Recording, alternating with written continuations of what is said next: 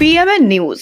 আপনারা জানেন বাঙালির 12 মাসে 13 পার্বণ, আর ঠিক এই 12 মাসে 13 পার্বণের মধ্যে দোল উৎসব আর বসন্ত উৎসব কিন্তু বাঙালির একটা আলাদা আবেগ। আর এই দিন সমস্ত কিছু ছেড়ে বাঙালি আবিরে মেতে ওঠে, রঙিন হয়ে ওঠে। আর ঠিক এই মুহূর্তে আমরা দাঁড়িয়ে রয়েছি শিমরালী দুর্গাবাড়ি, ঐতিহ্যবাহী দুর্গাপুজো, 81তম দুর্গাপুজো হয় এবং তার সঙ্গে সঙ্গে আমি ক্যামেরা পার্সনকে বলবো একটু দেখাতে। এখানে গোপাল পুজোও হয় এবং দীর্ঘ বেশ কয়েক বছর ধরে তারা উন্মাদনা, আনন্দ সমস্ত কিছু নিয়ে যেমন দুর্গাপুজো করে, তেমনি সেই আবেগ বরণ চোখেই তারা কিন্তু তারা গোপাল পুজোও করছে বিগত 5 বছর ধরে।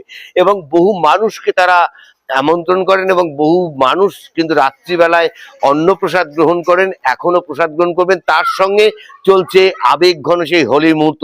আমি একটু জেনে নেব যিনি এইখানকার প্রধান হোলি, তার থেকে। দাদা, আপনার কত বছর ধরে করছেন এই পুজোটা? 11 বছর। 11 বছর ধরে। কত লোক আপনাদের নিমন্ত্রিত? 140 জন। 140 জন মতন। পুরো পাড়ার লোক মিলে করে। কেমন আনন্দ হয়? খুবই আনন্দ হয়। রাত্রে আমাদের এখন হোলি উৎসব হবে, হোলি খেলা হবে এবং রাত্রেবেলা আমাদের প্রসাদ বিতরণের ব্যবস্থা আছে। রাত্রেবেলা সবাই পাড়ার লোক মিলে। এবছরের মেনু কি থাকবে? এবছরের মেনু এটা গোপনীয় আছে, এখন কিছু বলা হবে না, সেটা টেবিলেই সব বোঝা যাবে। আপনারা কত বছর ধরে গোপাল পুজো করছেন? প্রায় 11 বছর ধরে আমরা এই গোপাল পুজোটা করে আসছি।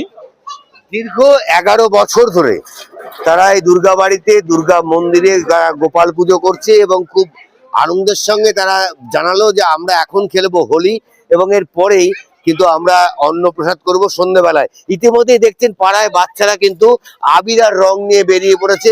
এই এক সুন্দর মুহূর্ত। নদিয়া থেকে ক্যামেরা বিশ্বরূপের সঙ্গে right Chatterjee, report, PMN news Bangla.